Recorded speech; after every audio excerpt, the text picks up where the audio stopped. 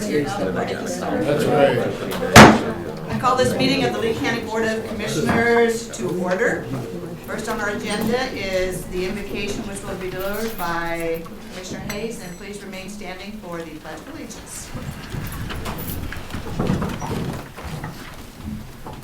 I would like to ask that we observe a few moments of silence with our heads bowed to pray for or meditate on and remember our fellow citizens who were lost or conflicted by Hurricane Sandy. Let us also join in spirit in the hope that our nation will come together and prosper under whatever federal, state, and local officials are elected on November 6th. Please bow your heads for a few moments.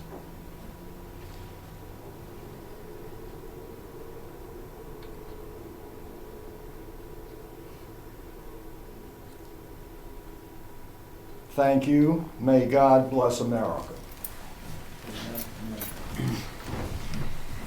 I pledge allegiance to the flag of the United States of America and to the republic for which it stands, one nation, under God, indivisible, with liberty and justice for all.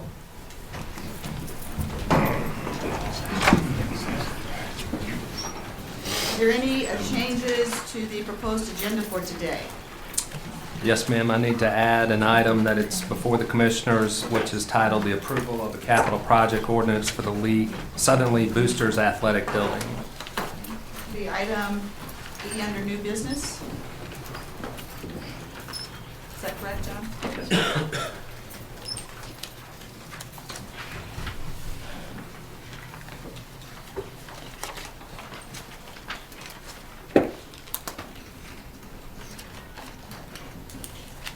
Any other proposed changes to the agenda? I'll entertain a motion to approve the agenda as amended. So moved. All those in favor say aye. Aye. Opposed say nay. Okay, moving on to the consent agenda. Any questions or comments there? I'll entertain a motion to approve the consent agenda. So moved. All those in favor say aye. Aye. Opposed say nay. Passes.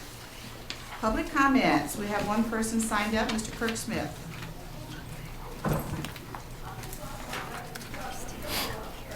Kirk Smith, 3108 Avens Ferry Road, Sanford.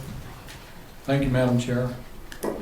I just wanted to revisit the last time I came before you to seriously look at the Commissioner's Code of Conduct. I encourage you to work toward removing some of the onerous aspects of it that have a tendency to step on people's First Amendment rights. I do thank you much. That's not for you. Thank you, Mr. Smith.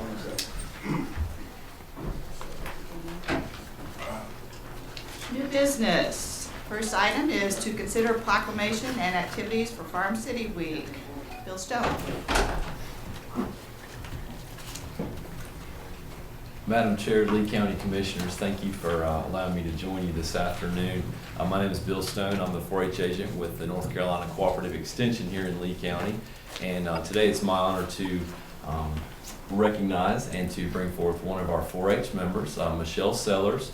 I will be giving you a brief talk on the meaning of agriculture in her life and how it's affected her.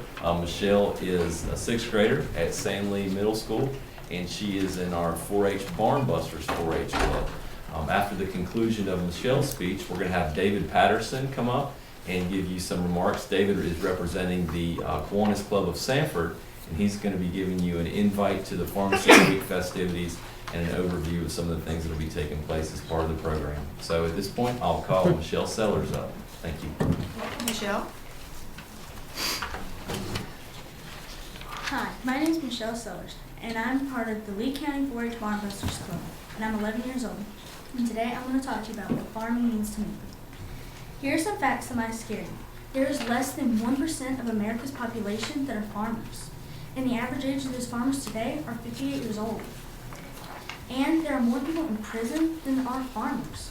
And most That's not good. and we're losing farms today because they're selling them to make more shopping centers and more housing developments. But these are just the facts. Now let's get into what farming really means to me. My experiences in 4-H have helped me be able to come here today and talk in front of you. Also, being an officer in my group has helped me learn more leadership skills and a taste of what being a leader is like. I've also seen a lot of change in not just myself, but also in all of my friends in my group. Being in 4-H has also helped me by helping me in my goat shows, by learning more showmanship skills, and helping my goat not just being calm, but also helping myself. It also helps me by letting me watch the seniors and learn more skills with goat shows and cattle shows. Farming in 4-H also has taught me life skills on the land. But here are some of my personal experiences. Like when I was 5 years old and my dad started me to teach me how to drive a tractor. Another personal experience is by helping me be a better person with all the discipline farming requires. But farming in 4-H also goes further than that. They give us so many job opportunities, like soil science and agribusiness. It also helps me learn about world economics because it teaches me about all the markets I can sell my crops at. It also helps for our future because of how it helps our world survive. So farming means not a lot just to me, but to our world. So for our conclusion, farming is one of the most important things because it can do so many things for us, like produce medicines and food. But what really matters is how much it means to me and the world. By helping our world it gives us all brighter futures. Farming gives us all hope because it can strengthen our stock market and our import and export prices. And can give people hope for a better future. And thank you for letting me come here and talk to you in front of you today. Good job, Michelle. I think they could use some of your expertise in Washington, D.C. Good job. Okay. Mr. Patterson?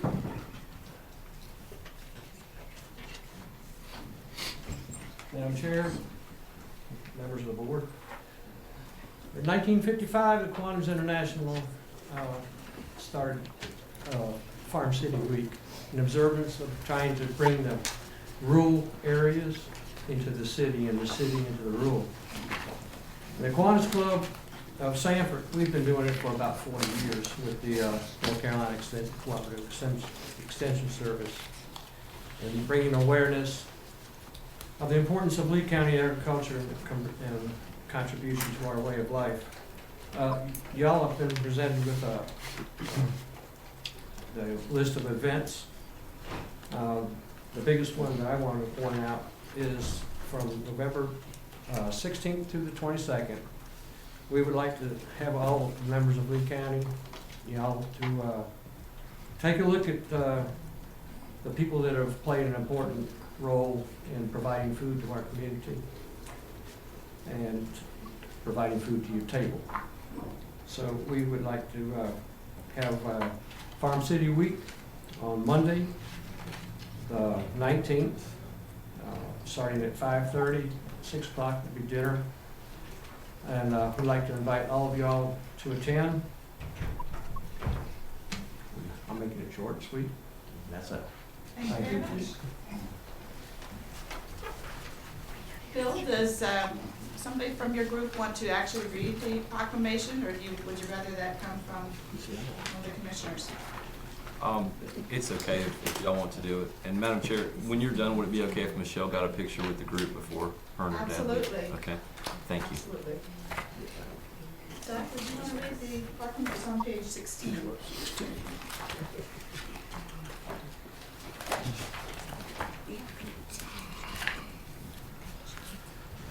Proclamation.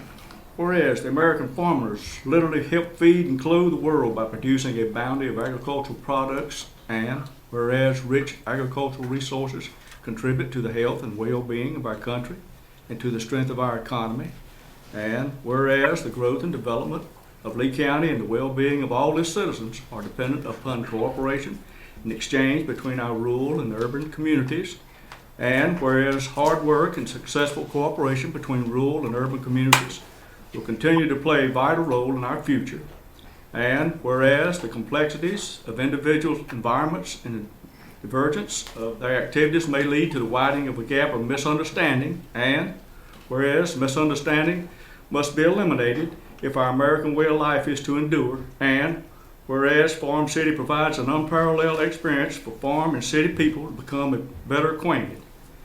Now therefore, we do hereby proclaim the period of November 16th through the 22nd, 2012, to be Farm City Week, and call upon its citizens in rural and urban areas to acknowledge and celebrate the achievements of all those who, working together, produce and supply our community and nation with an abundance of agricultural products. We do further call upon all citizens in this county, city, and town to participate to the limit of their capabilities in the joint visits, seminars, and civic and social events associated with a successful Farm City Week in Lee County. And just as a formality, I would like to have a motion to formally approve this proclamation. Move we approve the proclamation. All those in favor say aye. Aye. Opposed say nay. And do you guys have extra tickets? Do you want me to put a plug in for?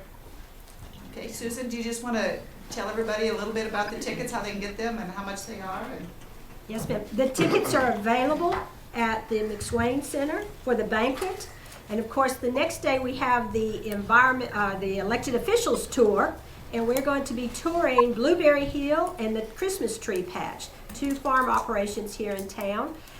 We also have the ladies' luncheon, and we have a harvest feast luncheon that's going to be happening at this center. And all of that information, I believe you have a flyer in your packet that you could refer to. But the tickets for the banquet, are they $7 now? $7 for the banquet. The 2 lunches, they're $10 each. The ladies' luncheon is going to be on December the 5th, and we have the produce lady, Brenda Sutton, who will be coming as our speaker for that luncheon on December 5th. So we have a lot of activities and hope and encourage all of our officials to participate where they can. okay, thank you. Michelle, do you want to come up and where's the best place for us to take a picture? Down in front here, or can they all squeeze together back here? I think if she comes up front, and if y'all wouldn't mind squeezing together, that should be fine. Okay. Thank you very much.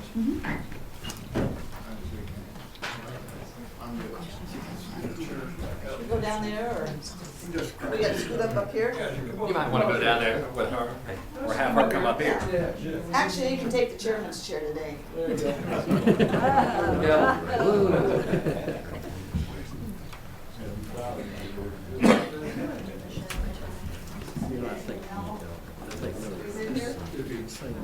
Get everybody in You got us all? Yeah, I think I got you. Thank you. That's great. Good job, everybody. Is this the next one?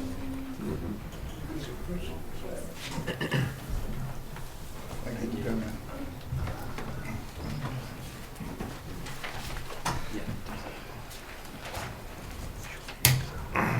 Next on the agenda is update on the Lee County Land Use Plan and Greenwood Small Area Plan.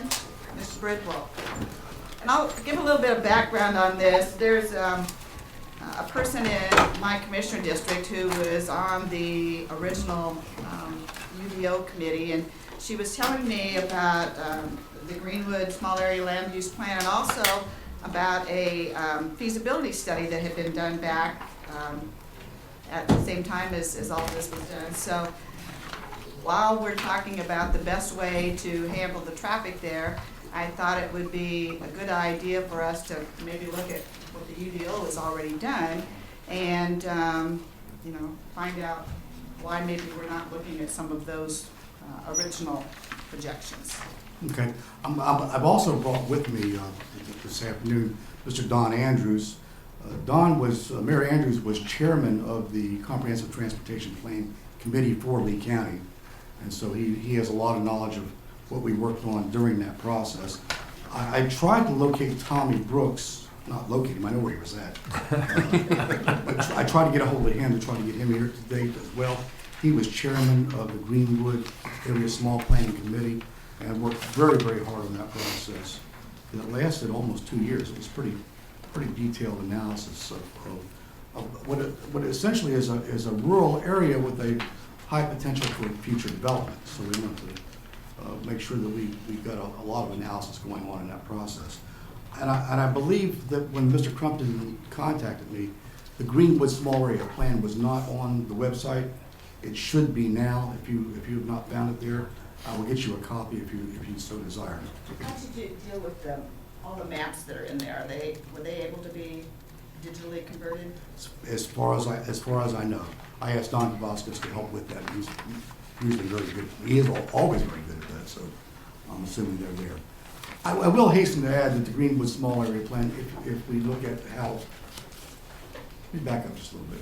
The 2020 Land Use Plan that was done, completed in 1998 and adopted in 1999, is at best a very general plan, and one that the planning staff would very much like to update, especially now because we are only 8 years away from the target date of 2020, and so the county has changed quite dramatically in the interim years, and it is time to make that reflection.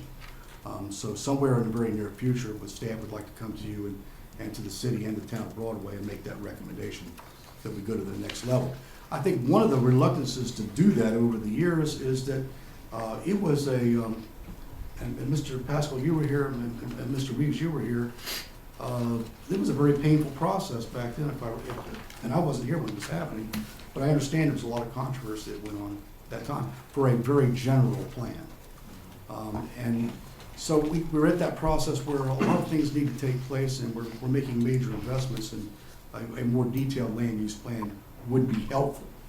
The small area plan process that was initiated in very early 2000 when Deep River was the next effort in trying to detail the land use plan, and was followed in 2005, I believe, with the Greenwood Small Area Plan. So we had either ends of the county that we were trying to provide more detail. But I'll hasten to add, even in that process, when you're dealing with basically rural, undeveloped areas, that it's extremely hard to detail a land use plan, because most land use plans, and certainly zoning ordinances, are done so incrementally. When something happens, then you reflect something else. The tramway development is a very good example of that. The development that is being proposed is going to cause a lot of changes in land use patterns throughout that area, because the mere fact that commercial activity is taking place at a major intersection causes other things to happen. Okay, so what my staff gets tired of me saying is the Gazenta principle. This goes into that. That one thing happens, something else happens, and it has a cascading effect. When we were doing the transportation plan, that's pretty much what we were looking at there as well. As many of you know who lived in Lee County for any length of time, it wasn't that many years ago, and I'm sure Mr. Reeves and Mr. Pascal remember, where we had probably one of the poorest transportation networks in the state. It was very difficult to get from point A to point B in Lee County. And we have been extremely fortunate over the years and have developing one of the better transportation systems in North Carolina. We are very, very accessible, and that's because of a lot of work on a lot of people's parts go back all the way back to the 60s. Mr. Crumpton was at a luncheon today at the Chamber where I talked about the fact that 421 bypass was actually thought of back in the 1960s. So it takes a long, long time for these improvements to take place, and even more so today when money is very, very tight. When I first heard of this more detailed analysis that Ms. Shook is referring to, I had been searching for a copy of that ever since. In fact, I met with the developers of this property on Friday, who said they've seen that and they've promised to get me a copy, but I've been unable to locate it. But rather than address that right now, let me just kind of step through some of the things that I think are critical to what's going on in your consideration of what's best for Lee County. And I put a copy of this map in front of Bill's desk, but I'm going to kind of refer to this one up here. US 1 is our primary north-south corridor, and it was completed in the 90s, if I recall correctly. Is that about right? But it was never actually completed, as you all know. when they built that bypass, they stopped somewhere around Keller Andrews Road. They stopped it as an expressway. And then they had this large gap until you got almost to Harnett County, where it's still a 4-lane highway carrying a lot of traffic, but not an expressway. When we started working on the comprehensive transportation plan, what the state brought to us at that time was that completing this entire facility as an expressway was a critical thing for us to do. Am I saying that correctly, Don? Yes, sir. Jump in any time. Okay. And so we put that as a very high priority to make that happen. When you say that, you have to remember a couple of things that's going to happen with that. Is that businesses that are located on US 1 that have direct access to US 1 want to continue to have direct access to US 1. They don't want you to cut them off. And that's where you start seeing the proliferation of those service roads and other things that take place. But in this respect, the whole tramway intersection has always been a major area of concern, because you're taking large volumes of traffic from the north and large volumes of traffic from the south, and you're throwing them together, and that intersection and that whole area of tramway causes one of the most dangerous places in the county. And without solving that, and you have more development, you precipitate that dangerous, unsafe environment. And I think when the developer came in with his project, he was proposing to put this in a shopping center, all these out parcels, creating more activity along that. DOT's immediate response was, this really should be a grade separated highway, and you're adding more congestion. And one of the things I think they told the developer originally, and this is from what the developers are telling us, is that DOT wanted this massive improvement to this intersection that would have made the commercial development unfeasible. It would have been so expensive as to make the project impossible. So they went and were required by DOT to do the traffic study, and from that traffic study is what you see today. Mr. Womack at our last meeting talked about the fact that this could only be an interim step. Right.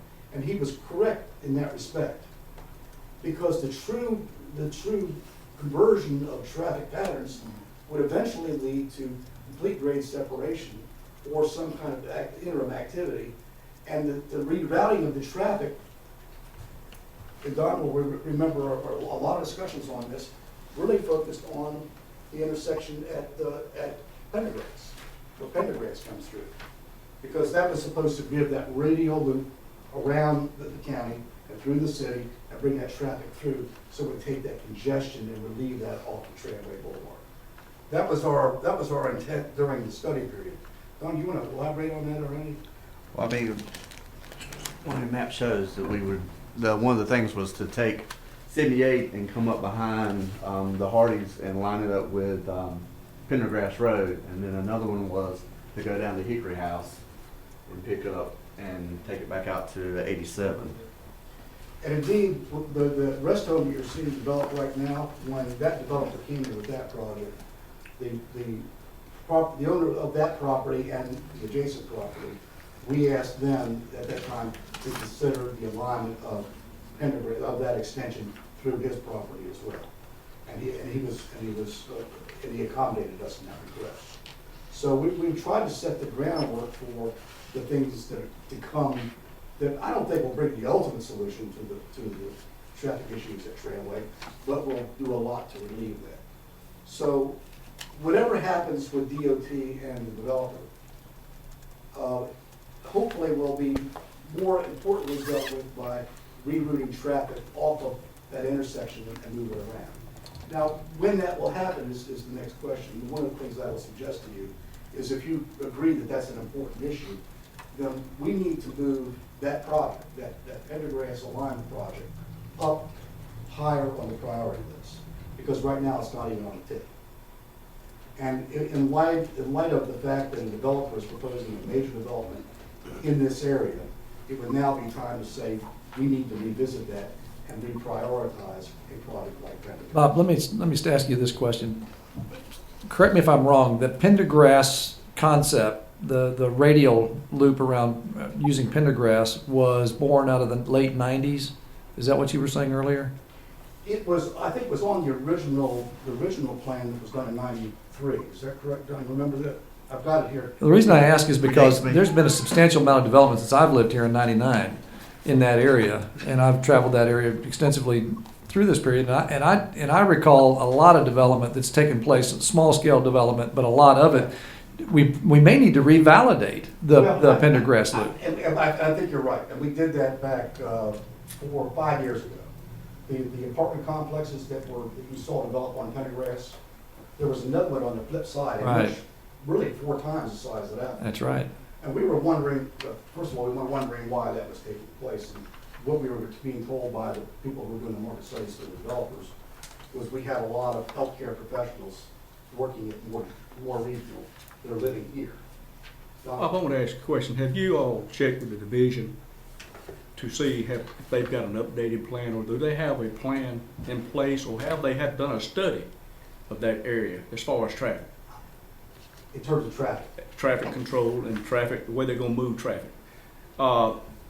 Just so you'll know, and the reason I'm asking you, I have. I talked to them a year ago, I talked to them 3 years ago.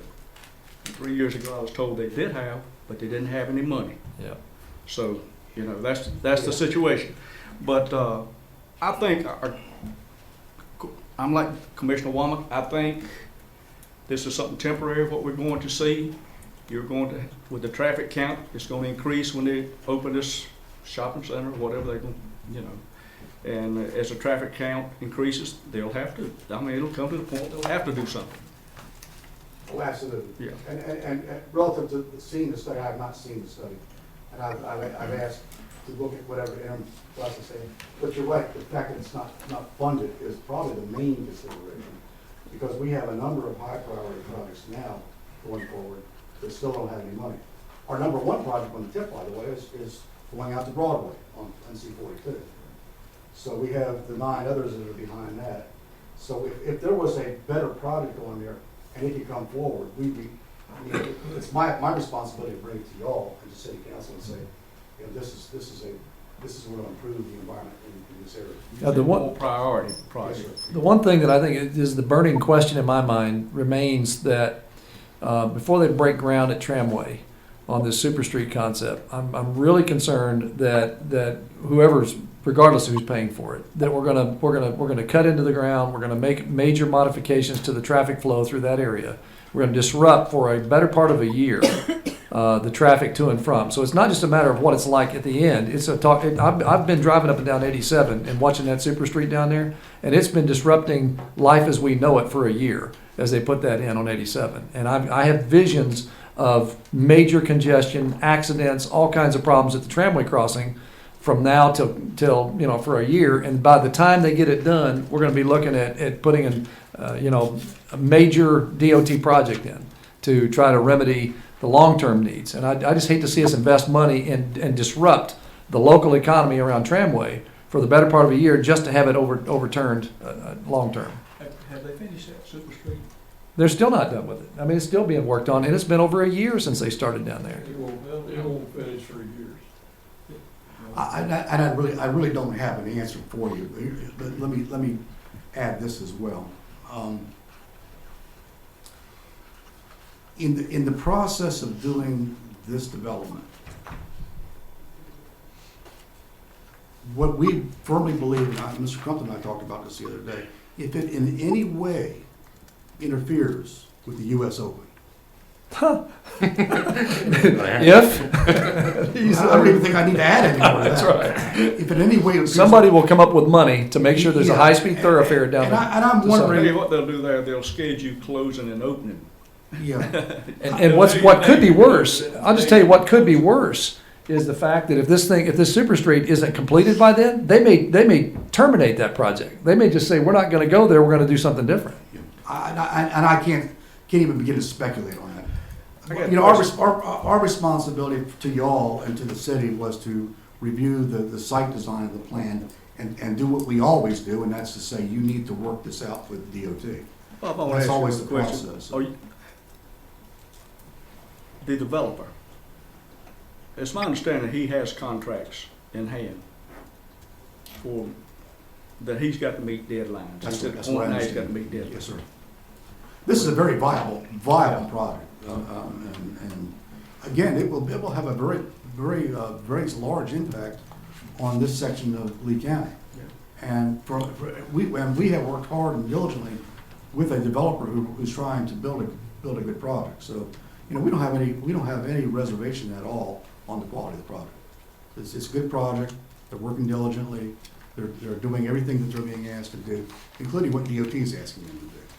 So the next phase of that project is you know, DOT's solution for this, or their requirement that a major improvement be made is understandable. I mean, I don't think anybody could argue with that.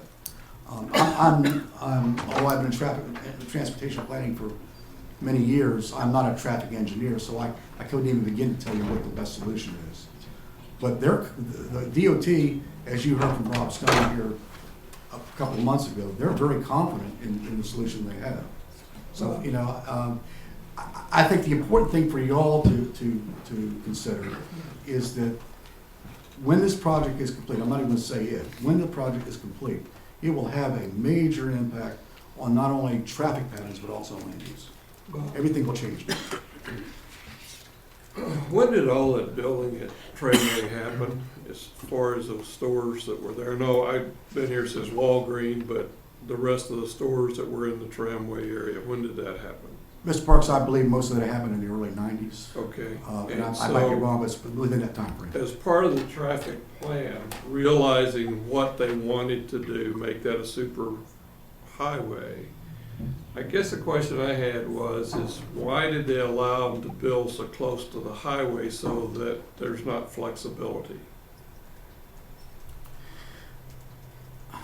I wasn't here at that time, so I'm not sure that I could fairly answer that I question. can tell you a little something about it. I've been here all the time. I've been here 70 years, and there's always been stores there in all those corners, ever since I can remember. And those property owners own that property, and you might not want to go out there and tell them what they can do and what they can't do with it. I wouldn't want to. Well, the developer that owns the major development that's there on the south side of the road, or I should say the western side of the road, is out of towner, and he's a large. He's talking about the shopping. Yeah, shopping center. Yeah. I mean, he's. What I'm talking about is. But I think you bring a good point. A lot of the land use principles that we use today, that my staff uses, were not even in effect in the 90s. Well, one thing you have, question that I have- 50 mile an hour speed Not limit my on time. some. That's exactly Now right. it's 70. 70 miles. The question I have is, okay, now we're talking about a new development. Have we considered all the options, whether access roads or any kind of thing like that, to alleviate some of the traffic? Have we considered enough so that setbacks are such that we have that capability without having to, you know, rebuy the land or, you know, to develop it? I have a concern about the development, knowing full well that we're gonna go into a major superhighway. Are we doing enough planning so that we're not gonna cost the public a lot more money in the long run by not planning adequately up front? That's a difficult question to answer. And I'm not going to try to evade it. I'm going to try to answer it the best way I can. The planning for that expressway has been completed and has been done. The right-of-way, there's massive right-of-way in there. So whatever amount of land is necessary to make whatever adjustment is there. So that part of the plan has been fulfilled. The shopping center itself, the design that has been approved, that went through technical review, probably meets the best standards that we have in land use design today. Okay, so there's enough allowable right-of-way there, so we don't have to go back and rebuy that. I believe that would be a correct statement. We need to check on that to make sure. I remember when that was rezoned. You know how long ago? This property, Yeah. How long ago? it was just recently. I mean, they're rezoning all up and down Highway 1 right now. Still, there's still parcels. The development is going For the on now. development is Just right now. Yes, sir. rezoned. Yes, sir. We approved the rezoning with that along, we were reviewing the site design along with the rezoning. We did a straight rezoning, it was not conditional zoning, it was straight rezoning for commercial, which fit the land use plan. The land use plan does call for retail. Has it been rezoned since I've been on the board? Yes, sir. Where the shopping We center. did not do the rezoning. You did not do the city rezoning. Yeah, city area. City. Yeah. I got a question for you about I think I heard you say just now that the long-range plan, the strategic plan for a high-speed north-south thoroughfare, I assume you mean that there's a diversion of Highway 1 somewhere around Sanford in that area. No. So what were you inferring then? They want to upgrade the existing four-lane highway to a limited access highway. But I also thought I heard you say that there are major right-of-way requirements that don't exist there. You can't get that much width through that zone. Most of that right-of-way should be there, especially at that intersection. Oh, you think it still exists? Okay. Yes, sir. Okay, so I misunderstood you. So you're talking about they want to use the same footprint that they've got for Yes, Highway sir. 1 now and make it into a high-speed thoroughfare. Yes, and And the planning has been completed. What that would require more than the actual width of highway, and Doc, you know better than I do, it's not so much width of highway. Well, it's the overpass. It's the elimination of those intersections. That's right. You got to create the clover leaves or whatever to do that, and that's a real problem. They, if you look across the intersections, there's probably 3 or 4 foot difference in elevations north and south. Yes. That's right. And Exactly. that has created a problem. That's what the developer was faced with, was that change in elevation. And that's because one was done 10 years before the other. Right, exactly, yeah. So you're saying that plan has already been completed. DOT has that on the shelf Yes. in Raleigh. It's in this document right here. Okay. Which brings me up to, I have a copy of a feasibility study that was prepared for the North Carolina Department of Transportation, I think in 2003. And in it, they address Hickory House Road, Center Church, Bruce Coggins, Pendergrass, and some of those. So I think what I will do is give this to Gaynell and have her make copies for everybody. And I just want to know. That's what I've been trying to get my hands on, is what you got in your hand right now. Oh, really? Yes. Okay. Then I'll definitely give it to her. But this is from somebody who was on the original. I know I'm the source. Marty Tillman, who's our district engineer, and our regional engineer, I both talked about this, and obviously they're not aware of it, or if they are, it's somewhere back in their memory. But I think one of the points on that is it goes back to something somebody else said a little while ago. A feasibility study is, unless it's funded, is that. But I really would love to see that, because that's something that we'll continue to crank. We're always cranking this stuff through the process. So when we talk, even this comprehensive transportation plan that Don and his committee worked so hard on for a long time, it's still a very general plan. You don't detail these plans until you ratchet it up, and the next level that it ratchets up to is the tip, and the next level you ratchet up there is to the stip. I know that's a fine distinction that Charlie is just learning all the fine points of this. Don sits on the RPO as well.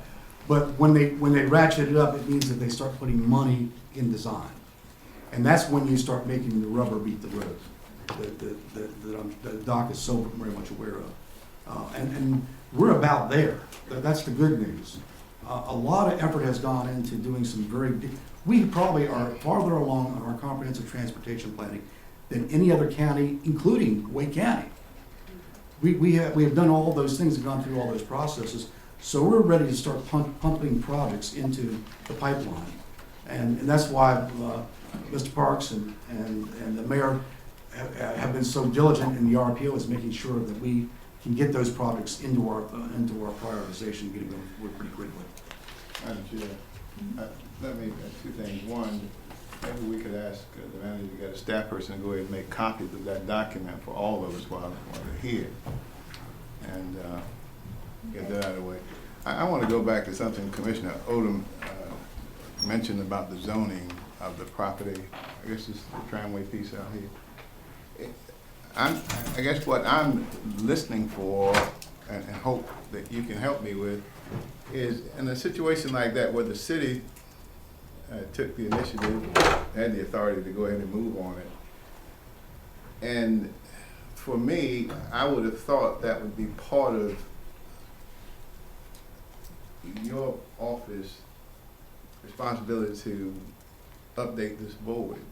I'm not suggesting, accusing you of anything. I'm merely pointing out something that the fact that they had the authority doesn't change our responsibility to people outside of the city limits and trying to explain what transpired. For example, I sat here with Commissioner Parks in a discussion about the DOT, what is that meeting they have, the plan? Carpo. Yes. On one occasion, I thought I understood him to say that it had been done. Then I learned that in the process of doing it. So I'm trying to understand how we can be better informed about projects that may first be the responsibility of the city, yet it impacts the county. And if we're not getting that information as soon as it takes place or before it takes place, then we're left in the dark and unable to respond or even give a recommendation or an opinion on the subject matter. It's already over. And that concerns me a great deal. And I want to add to what he just said, because I was talking to the DOT, and they expressed to me the fact that when it was rezoned, they didn't get it, they didn't have any input at all. They weren't consulted. DOT? That's exactly what I was We told. don't really advise them on rezoning issues, but. I mean, that's what they were told. But I you know. understand what Mr. Reeves is saying, and what I would then say is, we need to start bringing you back projects that we think have countywide impact. Right. And bring them to you. And we can do that, certainly. One of the maps that caught my eye in that Greenwood plan was the fact that that spot where that shopping center is going in was included in the long-range sewer and water expansion. At that time, that was not part of the city. And can you just answer this for me? If somebody wants to put something in an unincorporated area, is it the city's policy that they have to be annexed before they can get sewer? The city's long-term policy has been that a petitioner, that if somebody wants sewer, not necessarily water, but sewer, then they have to petition for annexation, but the city does not have to annex it. Now, I can't think of a case when they haven't done that, but that's not unusual for the city to do that, but yeah, that's generally the policy, yes ma'am, as far as I know. Well, to be honest with you, that's one of the challenges as I see with our economic growth challenges, because if somebody wants to come in and put a big project, but they're told they have to be annexed before they can get that, you add the city and the county tax rates together, that makes us much less competitive to somebody in a surrounding county that may have some property where they can get those services without having to pay, two tax rates. So- Isn't that similar to the situation we had out here in Deep River area? Yeah. Well, Cumnock and Deep River. Deep River, Steve Stroud property was in a similar situation. Right. So I think we've got some things that we need to keep working together on, because I really see that as being a stumbling block in our economic growth goals. So. Well, I am both your planner and the city's planner, so that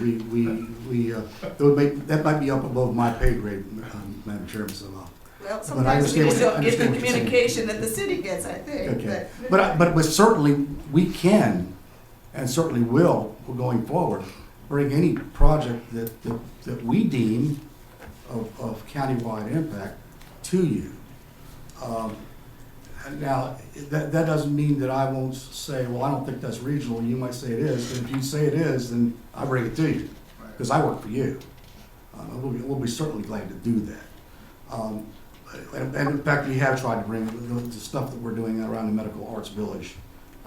I've been before this board, and I will endeavor to do any project like that has a major impact on the county as a whole. I think Mr. Reeves has a good point. I have an obligation to bring it to you, and I regret we didn't bring this one to you. It just probably didn't dawn on us, for one thing. I think we read about it in the paper, if I remember right. Okay. I'd like to encourage everybody to come on board, because Mr. Andrews and Bob and I go to this TARPO meeting, which has to do with an impact on all of our roads in our county. So if anybody has any concerns, they need to get in touch with one of the three of us to say you have a problem, and then that way we can go back before the board when we're doing our planning and address those problems. And we'll probably be coming back to you, Charlotte, probably in the next 9 months with the next round of TIP. Right. And that's, projects like this won't have the serious need for us all to be talking the same sheet of music. Because once again, as we've talked many times, the reason we've been so successful in Lee County is we talk from the same sheet of music. If you go to Moore County or Chatham County, that's not necessarily so. And the reason they don't have a comprehensive transportation plan is because they, at that time when the first round was being awarded, I raised my hand first, and they were still arguing about it. So that's one of the reasons why we moved up to 4. Yeah, not only that, they have a complicated point system, so you have to be able to come up with those points to be able to get them on the list, so. So where is the DOT on this Super Street project? That definitely hasn't been decided that that's a go yet, right? They have to go to that workshop, that's the next step. When is that? They have not scheduled it. I assume that we will know when it is. That's a big assumption. They know we want to know. Yeah, I think they're pretty much aware of that. Thank you. Okay. Thank you. Keep getting the Sanford Herald. That's right. Again, we understand this is really important to y'all, and we'll endeavor to make sure that you're aware of whatever is going on. In fact, if you would like, I will make sure you all get copies of the design of the shopping center right now for your interest and edification. Did you get your copy yet? Yes, ma'am, I did. Okay. I got it first. Anybody have any questions for Mr. Bidwell? I want to thank Mayor Andrews for being here as well. He made an effort. I got one quick question. On that Super Street, I guess the bulk of the expense is going to be borne by the taxpayers? The Super Street, Yeah. it'll be 100% paid for by the developer. Oh, good. Well, that's only the intersection, that's not the Super Street altogether.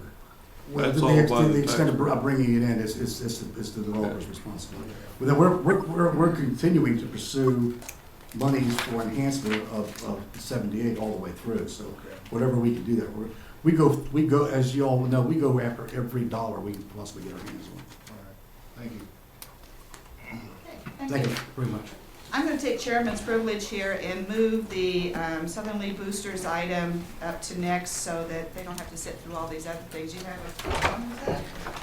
Okay. So, John, did you request this on, you want to?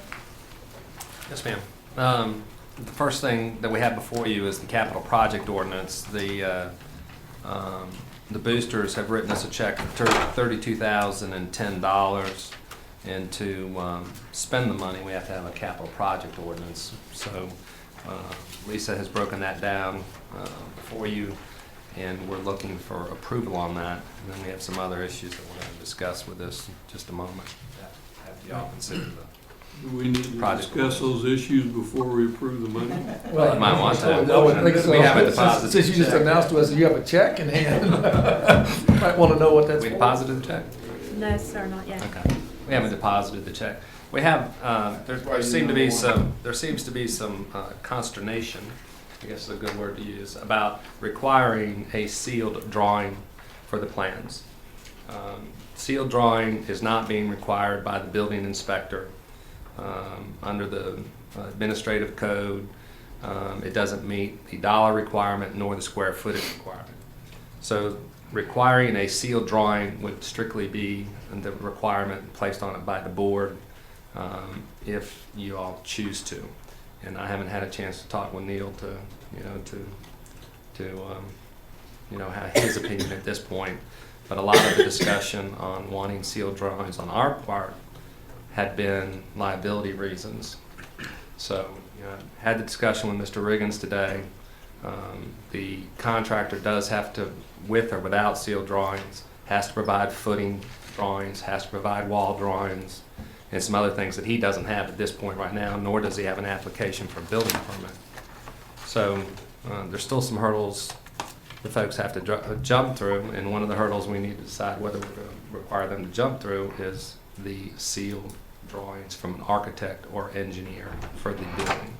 When you refer to sealed drawings, just for clarification, you're talking about stamped as opposed to sealed as in a sealed bid. You're talking That's about correct. stamped I'm talking drawing. about an architect. Approved by an standard by an engineer construction practice. Okay. So just to let you know, it's not required under the building code. But in the event that there was a liability question, 5 or 10 years from now, if we were joined in a lawsuit about something that happened at that building, we would more than likely, as part of the legal process, we would probably have to produce such drawings and that sort of thing, would we not? Well, we wouldn't have to produce them. This is the situation.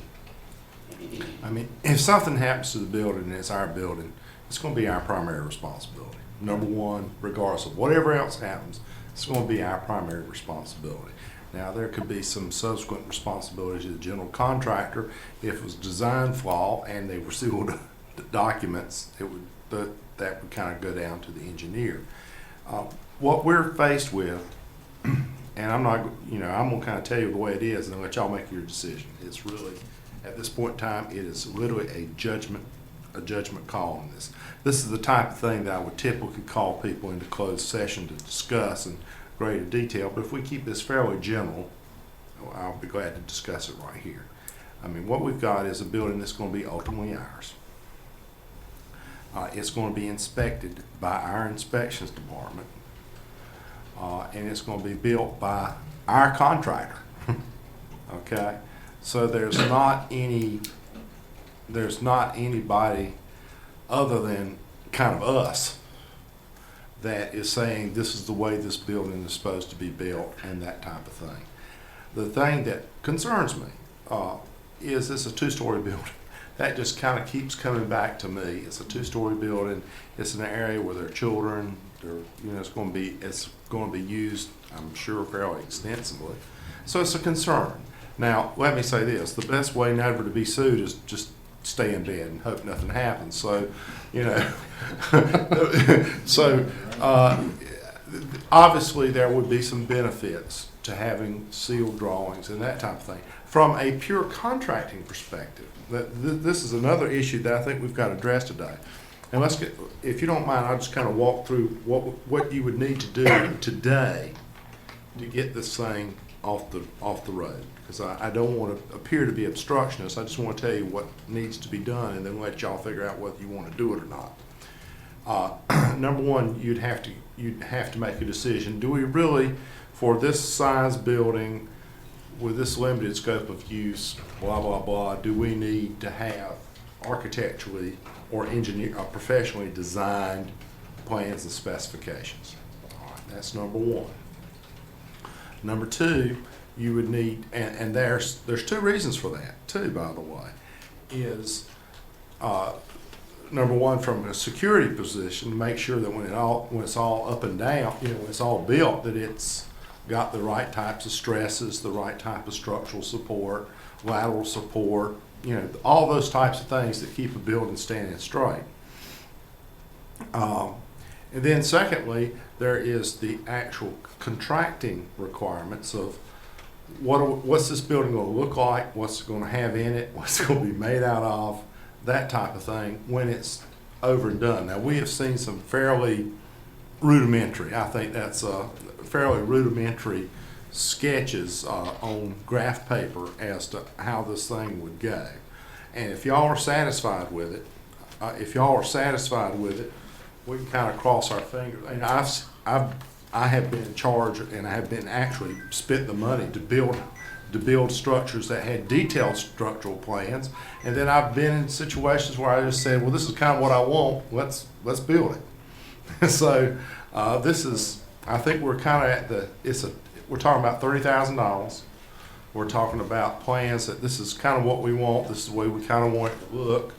And it appears that the contractor is, very tied in and and I say that in a positive way. I mean, very committed to the group that's responsible for that. So hopefully they have a better informal understanding of what needs to be done than perhaps we do, who are in fact removed from the project. But what you would have to do today to get this done says, okay, well, we don't need sealed drawings. As long as it passes inspection, we're good to go. We need to contract with Mr. Riggins, I believe is the gentleman's name. Mr. Brown. Mr. Brown, excuse me, Mr. Brown. Mr. Riggins is our inspector. That's correct. Yeah, Mr. Brown. We need to contract with him for $29,100 to build this building according to the very limited plans and specifications that we have. And we need to, then of course acquire the permits and that type of thing, and go forward. So that's what you, if you wanted to, and also adopt this capital project ordinance. So if you wanted to do it today and hope for the best, basically say these are good people, they're all about trying to do the right thing, it's a positive project, let's hope for the best and do it, then that's what you'd need to do today. If you said, well, we'd really like to have a little bit more detailed drawing, we'd really like to have a little bit more engineering performed, that type of thing, then that's another decision. So that's kind of the way it is. And again, I understand that for a $30,000 project, asking for a lot of detail and a lot of detailed plans and specifications may be onerous. But again, a lot of my background is not only in local government law, but I do a lot of construction defect law. So I'm paid to be pessimistic about these things. But if everybody's feeling good about this, and this is something that you feel confident that this gentleman can build you the type of project that our ultimate customers would be happy with. We're the owners, but our ultimate customers would be happy with, and that through our inspection department we can make sure it's safely designed and everything like that, and everybody cross their fingers and hope it works, then we're good to go. If you'd rather do something different, if you'd rather do something a little bit more formal and a little bit more structured, pardon the pun, then what we would want to do is see if we could locate a local engineer, a local architect that would assist us in this project. Hopefully, because it's such a worthwhile project, at some type of minimum. Not to belabor the point, but let me ask this question. I mean, obviously, the Southern Lee Boosters Club is interested in moving this thing out expeditiously because they're giving us 2 weeks and say, if you delay this 2 weeks on your decision, we need the money refunded so they can do something different. I'm interested in finding out what they see as the impact of us requiring stamped drawings. What they see as the impact. I'd like to hear from them. What they think about that, or maybe there's a compromise that they can sense that would work for us for our purpose. Yeah, come on in. Good afternoon again. Well, for the $30,000 building, for $2,000 stamp, you're looking at 6% of the worth of the building just to get a stamp. When it's going to be permitted, it's going to be inspected, it's going to go through all the guidelines that Lee County has put in place. So you're looking at 6% of our cost is getting a stamp on a piece of paper. And we have come up with the money, but it's not easy.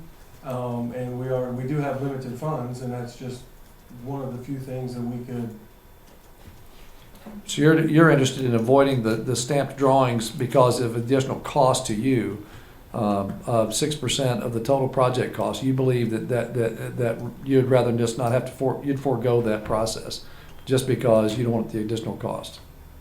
We were working off donations. Right, I know that. No, I know that. And they do have $30,000 in materials, but the labor is donated. So you got to figure the labor donation's twice that. So I mean, you are talking about a $60,000 project. And when we built the school that you were in, we paid 7% for architectural drawings. Right. So 6 or 7%, I guess, is kind of a standard rate for that. What are we talking about the total cost of these drawings at whatever point they're delivered? What's the total cost you estimate? $1,500 to $2,000. All right, and you have a contingency of $2,910 here? Would it be fair to say that your contingency could be used for that purpose if you get through the project with no additional cost? You put an if in there, Commissioner. No, I'm just asking the question. I'm asking the question, Yeah. just asking the question. $2,900 would cover the cost of those drawings, would it not? Yes. And our normal process is that the contingency goes back anyway in the event that. You would go back to them. Yeah, and since the labor's being donated, I'm sure the contingency is really assessed against the materials cost, right? Yes. All right, so why wouldn't we say that maybe we forego the formality of having those in advance? And given the expeditious nature of this project, we need to get it done, because you got a baseball team to house in this thing, or to make use of it next season. What I was thinking is that perhaps a compromise would be that we need those drawings perhaps in the future for liability reasons, right? Yes, sir. What do we need them for? If we need the drawings, we need them now. Before you start. We need the drawings for the permitting process. We need to say, here's our drawing, county inspections department. But I thought I also heard you say that we could waive that for the permitting process.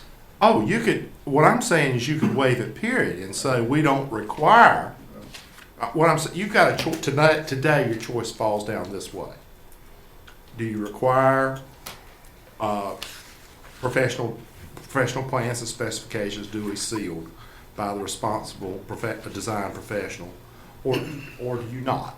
If you don't, if you're not going to do it, if you don't want it up, if you're not going to get it up front, you don't need to get it.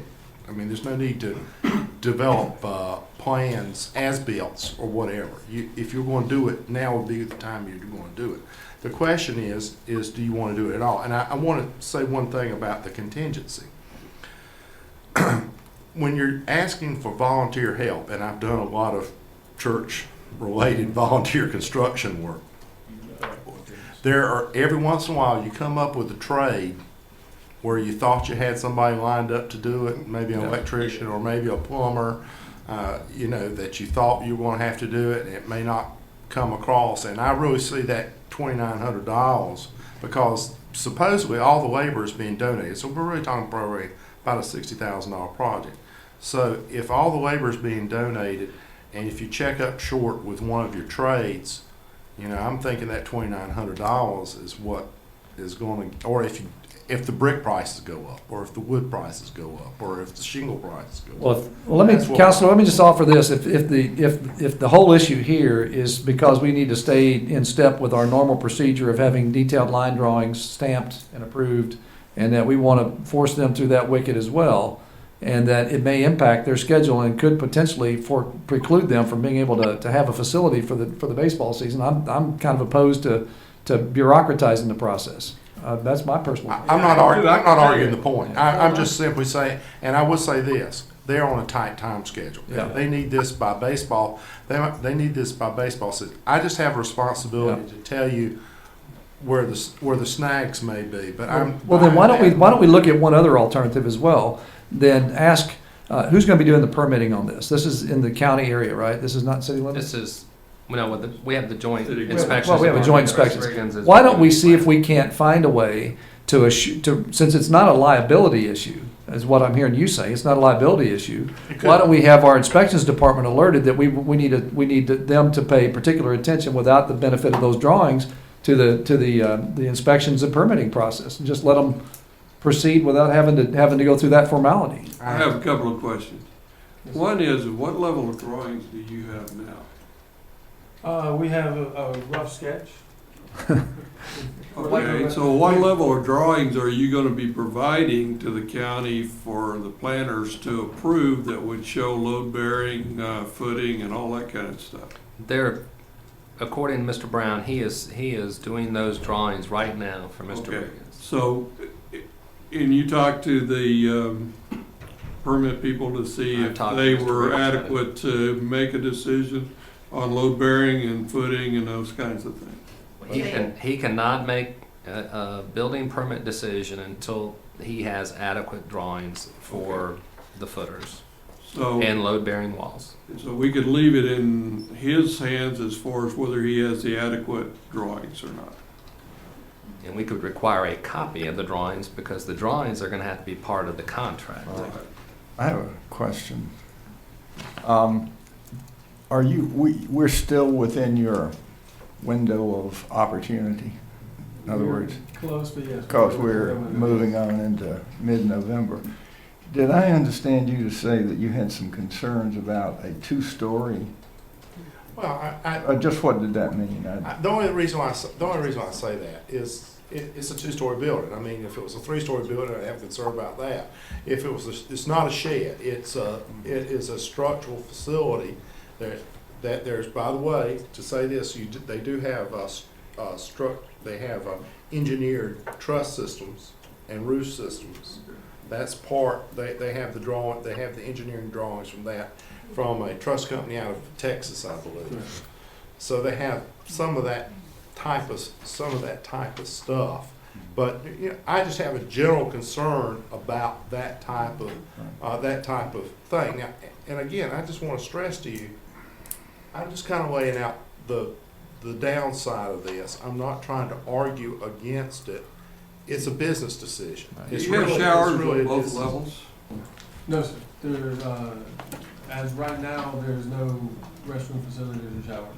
Not at all as Plumbing. far as, it's on the bottom? There's no plumbing. No plumbing? Electrical, Oh, no okay. plumbing. I've still got the floor, please. The thing that I'm concerned about is, I hope, speaking as a group here, I think that you're right in bringing these things out, and I think that we want to do everything we can. We said this from the beginning to help you get this going. Everybody sees this as a wonderful kind of project. I think in our infinite wisdom, we've got to decide here, though it seems like niggling and a little bureaucracy, I personally feel that I would want to be able to sleep well knowing that we had done whatever was prudent to do and common sense practical to do to make sure that children are not at risk any more than we can help. In other words, if this were a shed or garage for trucks, that would be one thing. But this is a facility for students, for athletes, and I think that's the only thing that sort of begs the question about do we need to get the sealed or stamped bids or not? Does that give you, as well as us, a sense of security and well-being for the students, as opposed to maybe our feeling badly that this question was raised and we said, nah, just go ahead and get on and do it.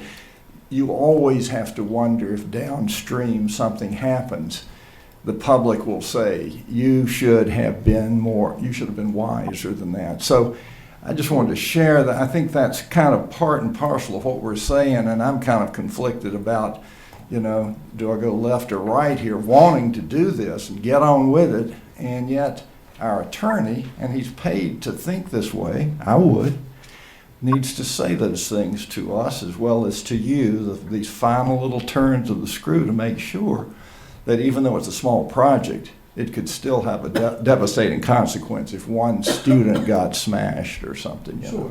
I'll point out that on site, on this very site, with 40 feet from where we are, is a 20 by 40 two-story building that was built in 2007,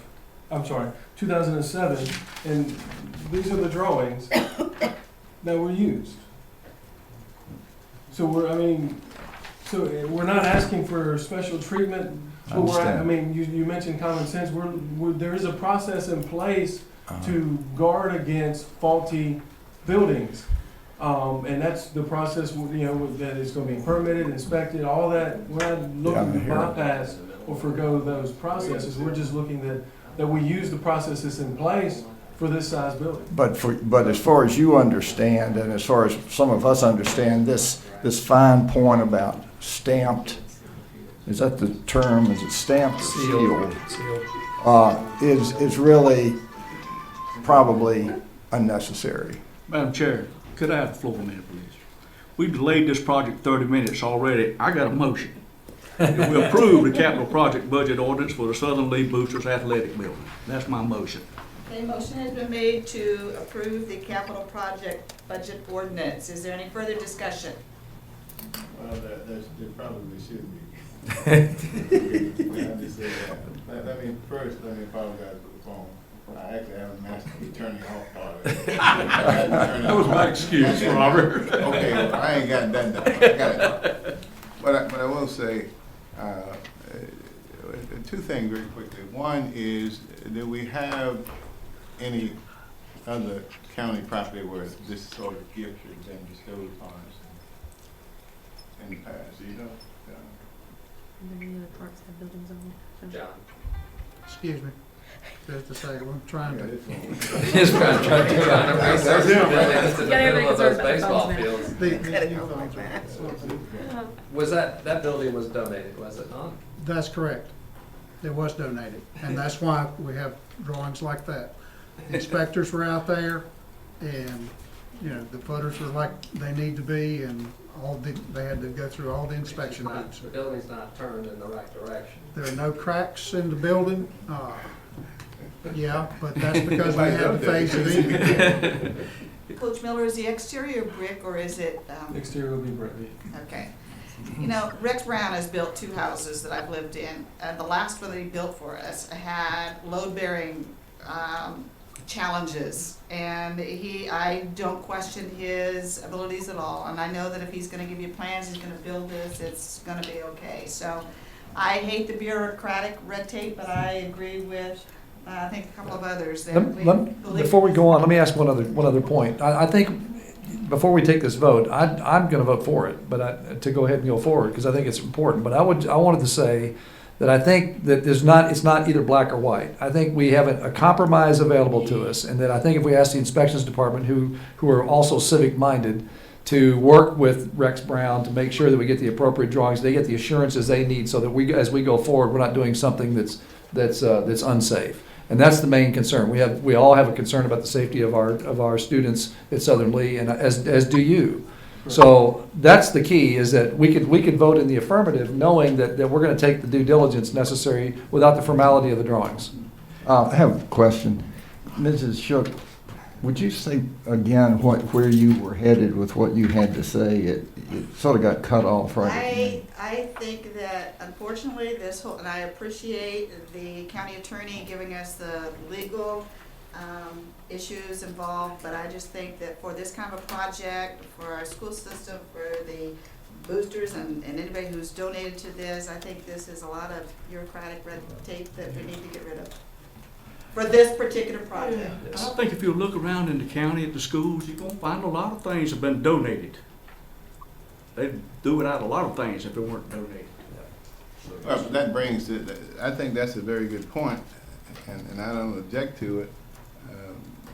But what do we do with the next school that gets a donation and no drawings or whatever? I think those are things that will probably come up in the future.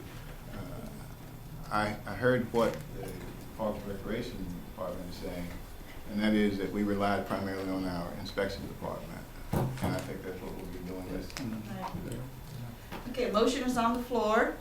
John, did you? Is it understood that as part of the motion, we are waiving the requirement for sealed drawings? Yes. I just want to make clear. Mr. Crumpton, Yes. one last question before we vote. Are you comfortable moving ahead should we approve this? Are you I'm comfortable as with county what you all manager? decide. That's a good answer. He said he wasn't here when they built that other building. Came back in the corner. I feel a lot better knowing the exterior is brick. I've,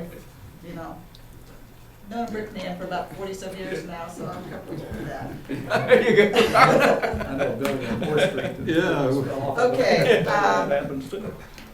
We got a motion's motion been on- made. Now, the little situation that we haven't gotten the money yet, is that a? We have the I just have my deposited. They don't need to check on The only Friday. thing that we'll need 2 things. Number one, they need the building permit, and we need to finalize contract with Mr. Brown. And that's, if this motion passes, I'll bring another proposed motion to you to keep this thing on track. So just go ahead and vote on this first, and we'll. Okay.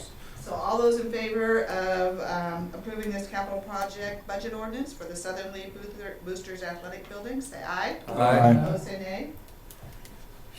I hope this is the last time we have it.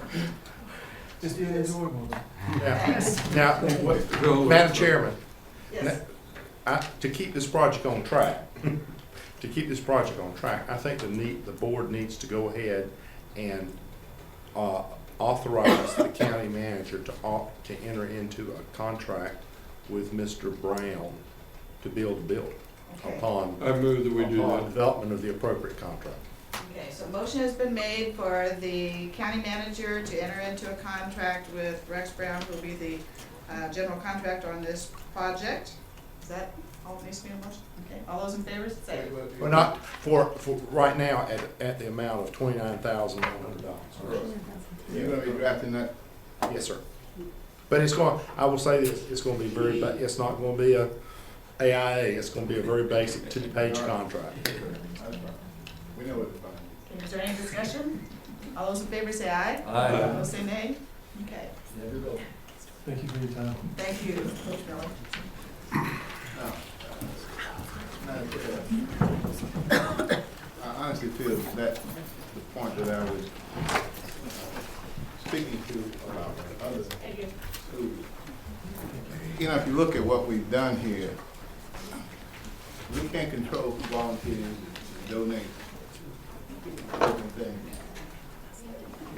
But they put us in the building business, whether we intended to be there or not. Because I think it's very clear that this building, once it's on county property, belongs to us in a sense. And the upkeep belongs to us in a sense. And if we're not careful, we may want to put something in place to guard against those things where other schools or other county agencies will start to get those offerings that we incur the debt for down the road, because I can assure you that we will be picking up the tab on this as we move forward. Whether we want to or not, it's already in place once it's built. John, we don't have a policy that deals with this at all, do we? No, ma'am.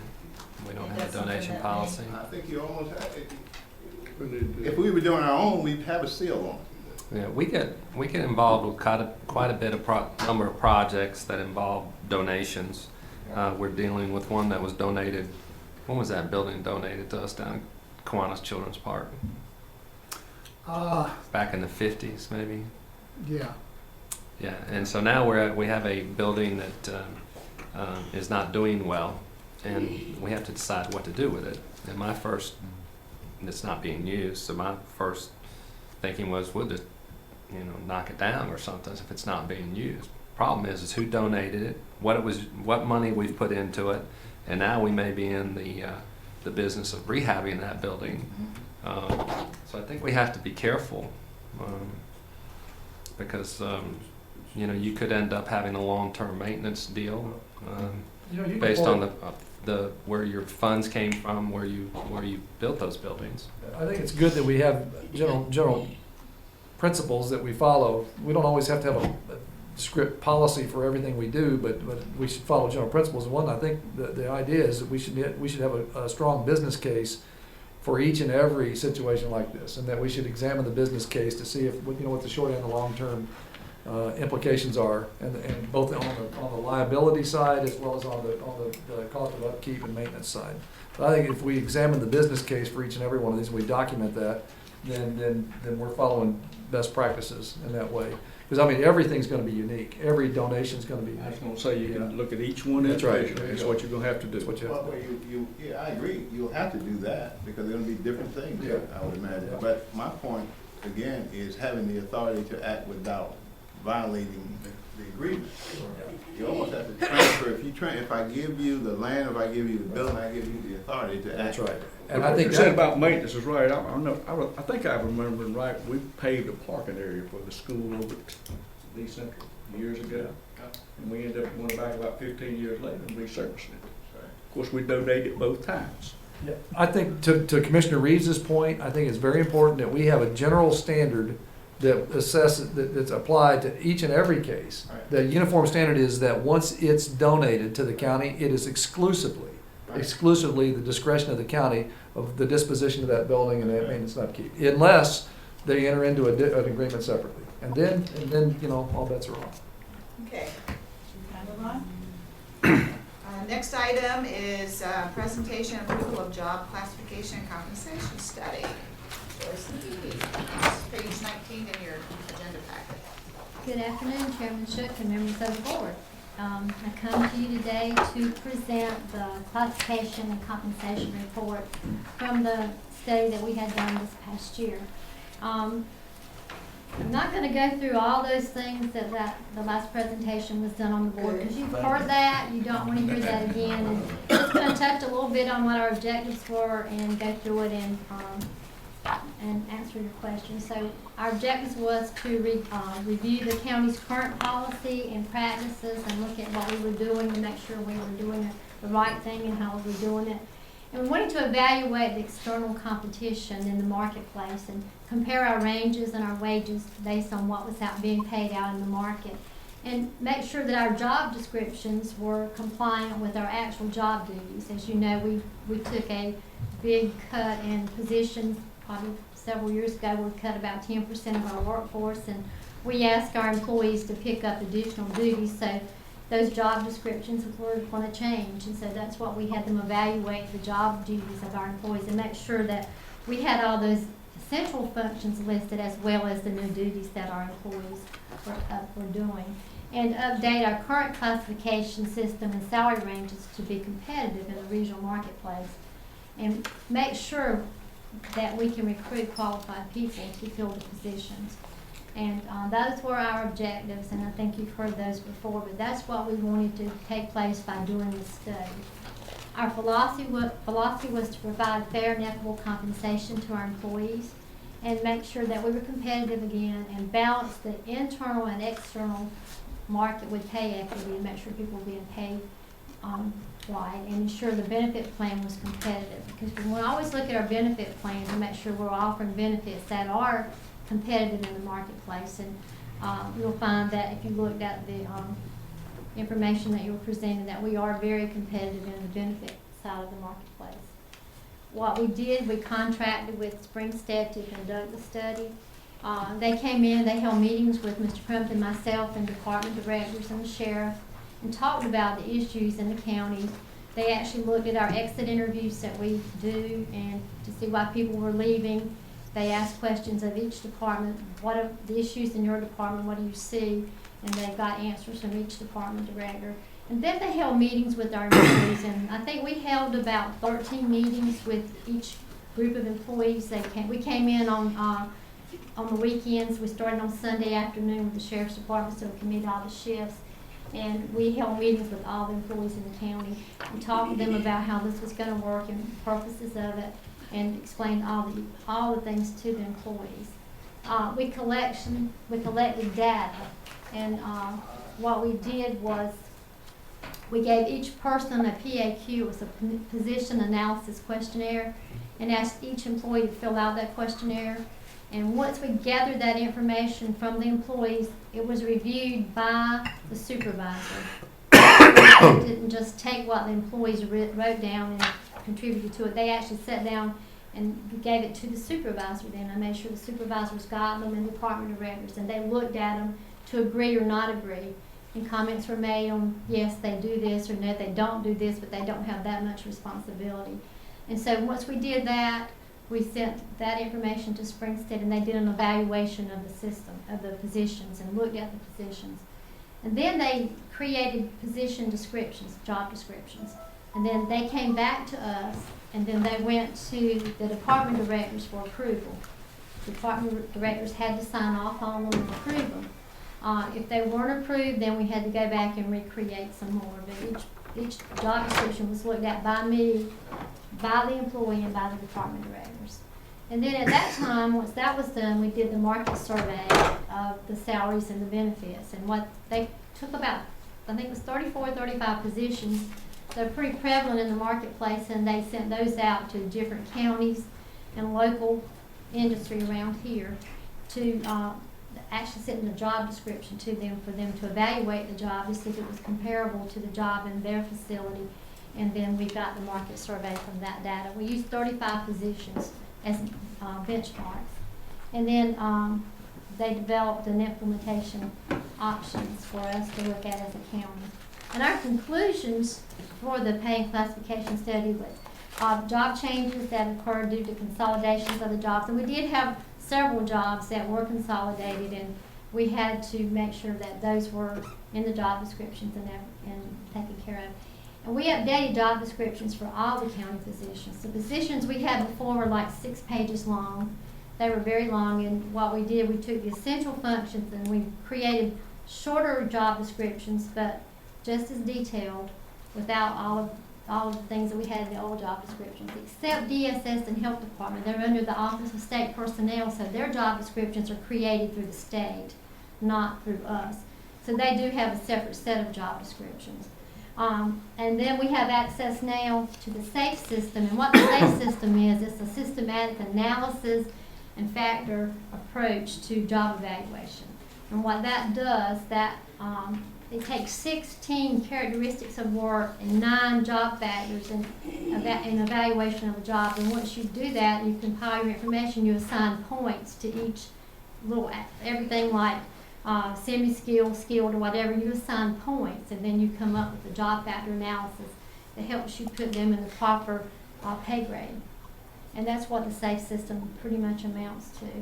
And then we got the updated market survey and options for moving employees into pay plans. And the pay plan that they proposed to us is one based on what they took from the marketplace. And we did not use that. We had to go through in July. We weren't quite ready to implement that pay and classification plan, so we used our current pay plan. But what we did to address some of our compression issues, we gave our employees the 3% COLA, but we did not move the minimum salaries in our pay plan for people coming in to address some of the compression issues, which helped a lot in compression issues that were identified. We ask you to accept the classification and compensation pay plan. We're not asking you to approve that plan that they presented to us as far as the classification plan. We're asking you to just accept that plan, but not approve it at this time. We're asking you to hold our current salary ranges at the current rates unless the market shows that we need an adjustment. And we would adjust accordingly then if we saw that we needed an adjustment. We're asking that you allow us to resurvey positions that are currently below market in the next budget year. If we see that we are below the market in some positions, that we ask you to give us permission to do that. I would be doing that if there were positions that were below the market in the next budget year. We ask you to revisit the STEP plan when it's physically feasible. They presented us with a classification plan that was by step, based on years of service and by step, which if you look at your information, I think it's not physically feasible at this time that we have a step plan. So we would ask you to revisit that when it is feasible. But at this time, with the economy and the things that we've gone through in the past, we're not asking you to put a step plan in place at this time. And a little bit of history, Lee County did have a step plan until the year 2006. It was in place, and the county manager previous to Mr. Crumpton, in January of 2006, he did away with the step plan. And that's why we don't have a step plan in place. But now, we're not asking you to do that again. Approve the use of the SAFE system to develop job descriptions and classify new positions. I've been trained on that now. I have all that information in the system. I know how to do that, but I'm asking you to approve the use of this methodology and not just assign a position to a grade, but let us use the system to assign those positions properly. And let us use the new job descriptions and also the new job titles that were given to different positions. We're asking you to approve that. And allow us to continue to evaluate and do survey benefits and what other areas offer. Those are the recommendations that I am making to you today, and I am open for questions if you have questions.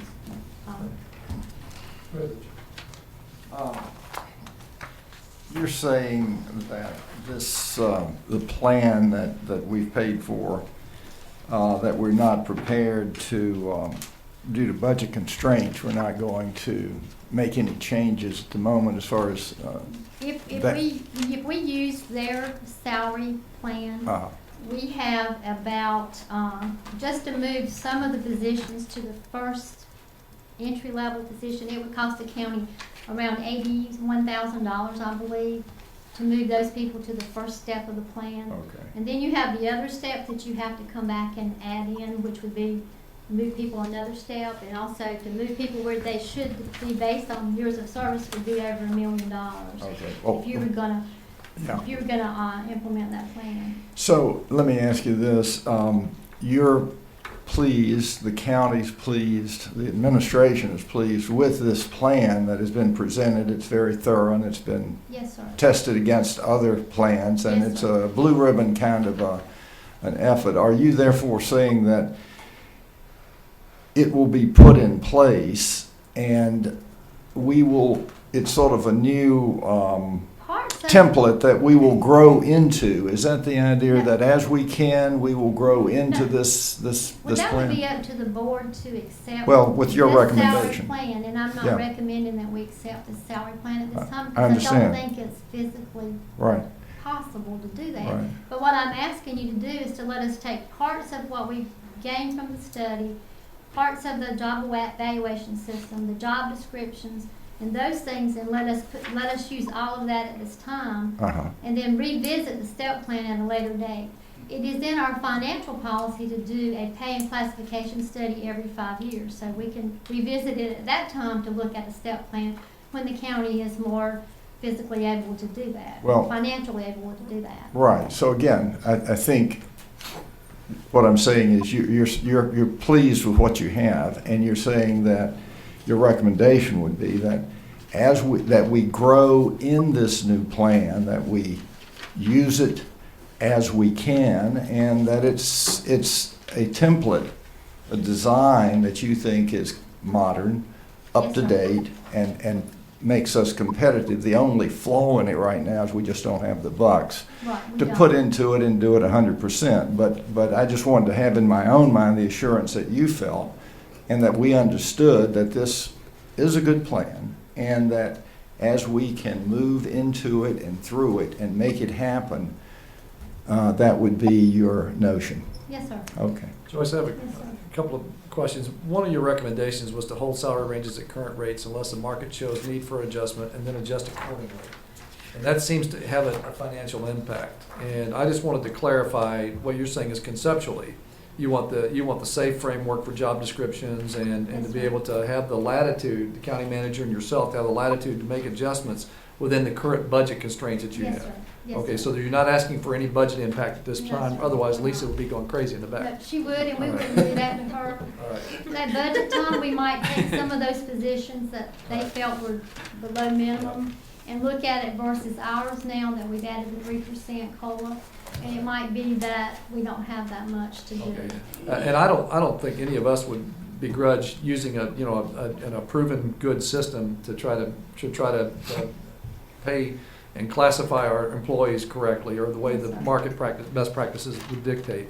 I just want to make sure that the public understands that these recommendations are not to increase Right. the amount of money Exactly. going to salary and benefits at No, this sir. point. This is No, really sir. just to formalize the way we pay and classify. Yes, sir. Updating job classification Yes. and pay increases are gonna remain in idle. And downstream, in the next budget year, if you present a budget saying we need to make adjustments, and Yes, you sir. can refer back to this legitimate documentation, Yes, sir. that you did a study and that this is consistent with the study. So if you're asking for increases anywhere or decreases, that it's part of the alignment. And that's what we'll do. Okay. We'll use this documentation. And so this is not going to be tossed up on the shelf? And, No, sir. We Okay. don't have it on the shelf, and it's still a working document, and, Okay. we felt, and I felt, Mr. Crumpton felt too, that this was the best way to present this to you without coming in and saying we've got so many people under the minimum, because you're not comparing apples to apples, because, they did a market study, and we do have some positions that we had to pay more to get people into these positions. One, for instance, is in, environmental health. We lost everybody here but one person to a surrounding county, so we had to adjust those salaries to get people to stay. And we have no trouble now getting environmental health specialists. Joyce, I noticed in your document there was a numerous exempt type positions. Were those also under job description classifications, were those done, or Yes, sir. are The they Fair under Labor something else? Standards Act, yes, sir. The exempt and non-exempt, they were looked at and they were classified exempt and not exempt. And, yes, sir, they were. Okay. Each position was looked at by the professional. Madam Chair, I have a motion. Okay, Set the classification and compensation studies and approve the use of new job descriptions and job titles, as well as using new methodology to develop new job description and classify new positions as needed. okay. Motion has been made. Any further discussion? I just had one quick question. You said that the meetings were held with the employees. Yes, sir. Each employee attended a meeting. We met with the sheriff. They met with each department head. They met with Mr. Crumpton. And each employee attended a meeting. I'm sure they were all on their best behavior, but did you get any doozies, responses? Yes, sir, we did. Everybody felt they were underpaid. There wasn't anybody that felt they were overcompensated. Huh? No, sir, I didn't have anyone say you paid me too much. Private and public. I'm glad to hear that, quite frankly. I'm glad to hear they should stand up for themselves. They did. There's not anything shy about Lee County employees. They will speak out and say how they feel, which is a good thing. That's right. Which is a good thing. Thank Okay, you. motion has been made. Any further discussion? All those in favor say aye. Aye. All those say nay. Thank you, Joyce. Thank you so much. Item D, update on Progress Energy proposed rate increases. Page 30, Mr. Crumpton. Yes, ma'am. I just wanted to notify the board of Progress Energy's proposed rate increase to the North Carolina Utilities Commission. The average rate increase is 11%, with residential rate increases being the most at 14% and small business increase at 11.6%. I went ahead and calculated our rate increase, and it would have an impact to the county's budget of $43,340 next year if passed.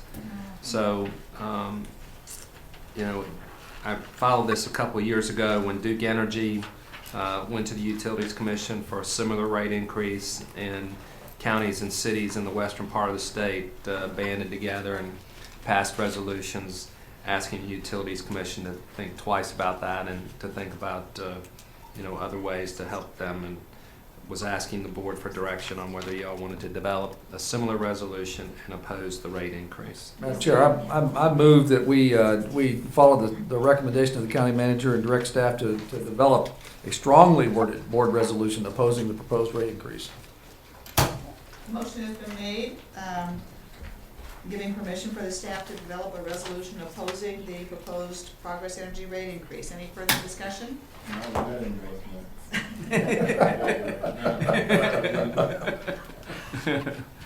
John, is the association taking action on this also in some way? They have not taken a position as of yet.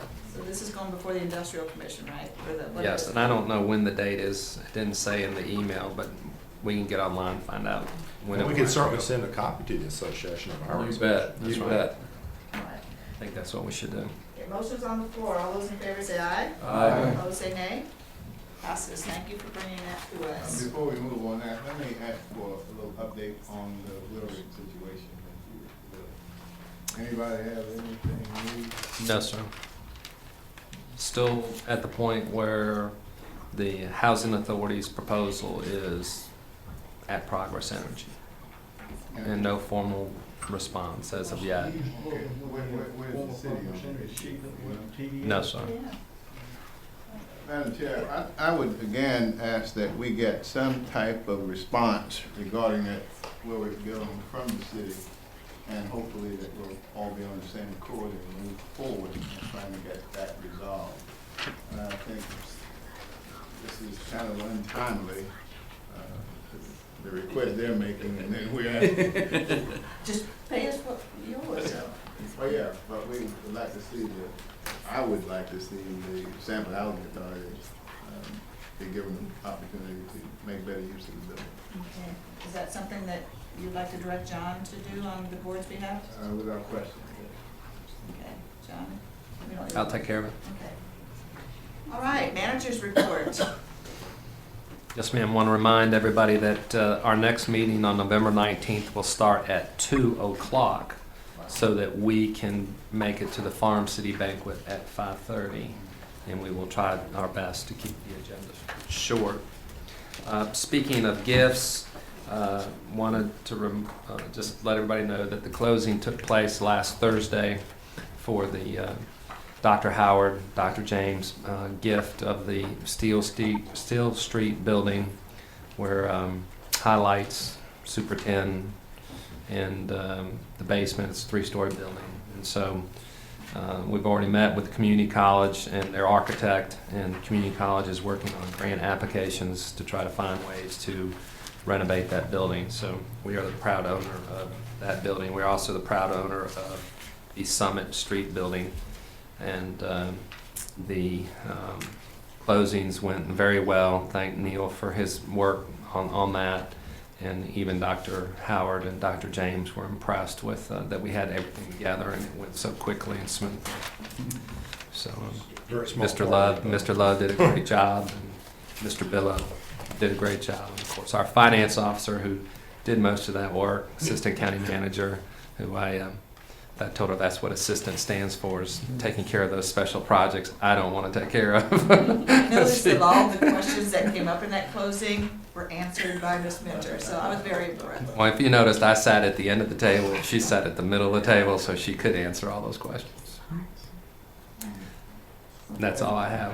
You know, again, this may be a great time to try and help the housing authority, because that building next door to them will be considered for some renovation, and we're right next door, and the timing could be very good for all of us. Okay, commissioners' comments. I'll start down at this end. Commissioner Reeves? I certainly hope that everybody will exercise their right to vote, regardless of which way you choose to go and who you vote for. Please vote. This is a very, very important election, as they all are, especially when I'm running, so don't forget me. Thank you. But you're not on the ballot, right? No, but I want to remember me anyway. Just one item, attended the latest iteration of the Mining and Energy Commission meeting last Friday, and our next meeting will be December the 18th and 19th, whereupon all the committees will be constituted, and we'll be beginning the rulemaking process with vigor.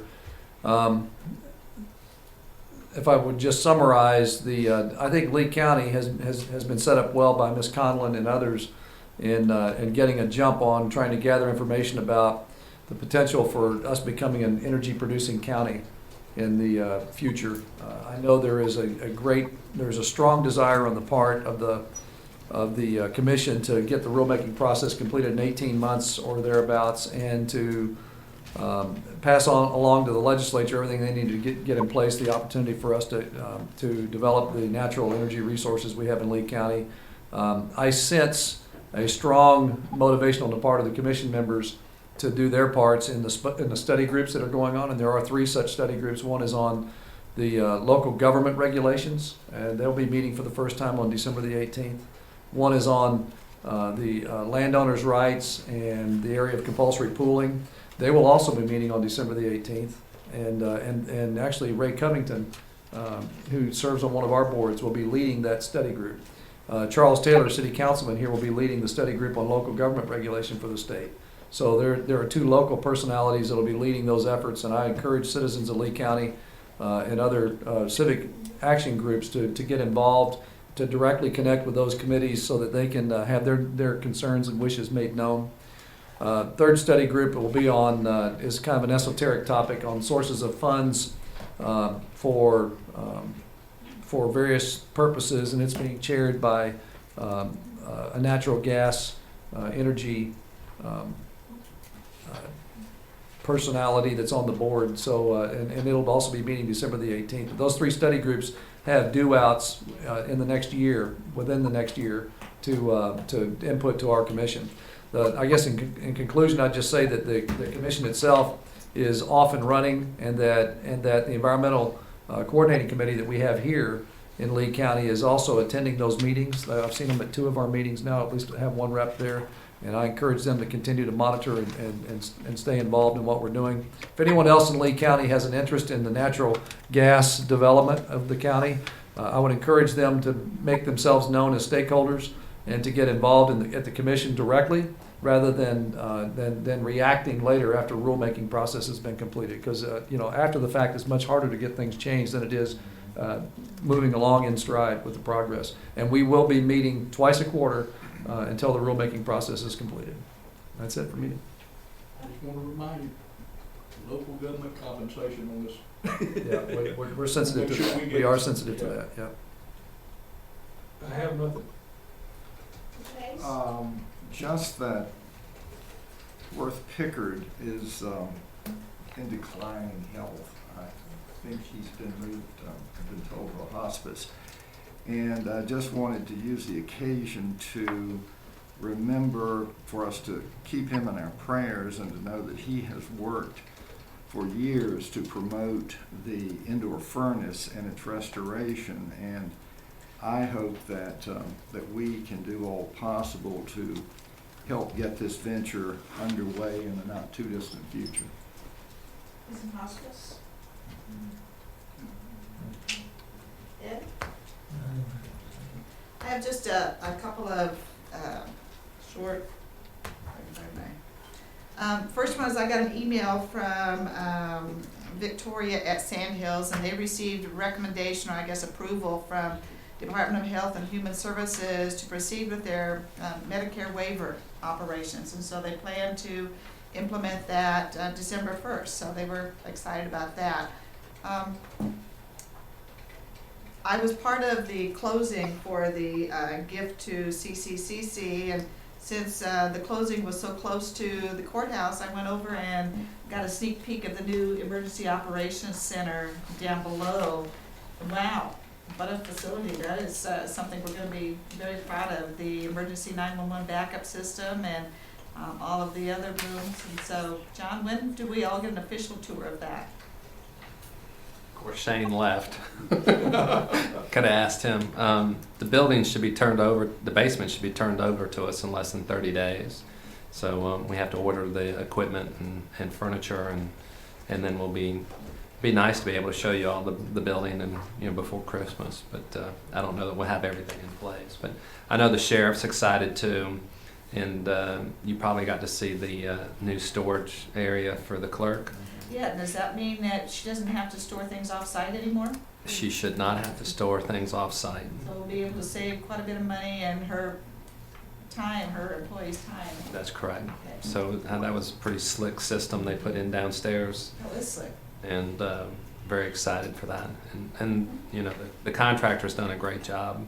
So everybody's real pleased with it. And I was looking at the calendar that Gaynell sends out to us, and there were a couple things on there I didn't have on my calendar, so I just wanted to remind everybody about some things. There, Thursday morning from 8 to 9:30, there's a veterans breakfast at the Enrichment Center. You guys have the, am I the only one whose iPad failed on that one? Okay. And then next Monday morning, the 12th, from 11 to 11:30, there's the Veterans Day program at Broadway at their Veterans Memorial. And the 12th, yeah. And so, and then on the 14th, there's the Employees Appreciation Day at McSwain Center. And I will not be, I think it's the first one I've missed in a long time, but I would encourage my colleagues to go because it's always kind of fun for us to serve the employees on that one. So just remind everybody of those items. And now then, Commissioner Parks, I move we go into closed session to discuss matters relating to the location or expansion of business in the area for North Carolina General Statute 143-318.11A4 and to consider personnel matters for North Carolina General Statute 143-318.11A6. all those in favor say aye. Aye. Opposed say nay.